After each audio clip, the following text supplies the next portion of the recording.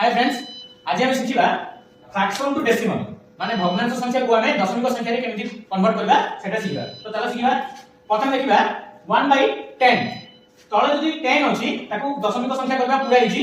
तळे जेतरा शून्य थिबो सेतरा दशमिक पड़बो सेतरा संख्या छाडी 10 अछि 0.1 हबार आंसर।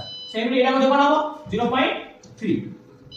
तळे एठी केटा अछि 2/100 अछि दीटा शून्य अछि माने दशमिक रे दीटा संख्या छाडी पड़ियो माने प्रथमे कोन लिखिबो तमे 02 लिखि दियो देन दशमिक देन आउटे 0 ये हला तमरो आंसर। सेही बोली एपड देखो गोटे मिश्र भग्नांश अछि मिक्स्ड फ्रैक्शन अछि आको कोन करिया प्रथमे 4 10 40 प्लस 2 केतला 42/10 ताले एटा केटा हो दशमिक रे 4.2। सेही बोली एटा केटा हो 15 into 10 150 plus 4 154/10 देन दशमिक रे कोन कले केटा हो 15.4। एटा आपण कमेंट करि कोंतु आंसर।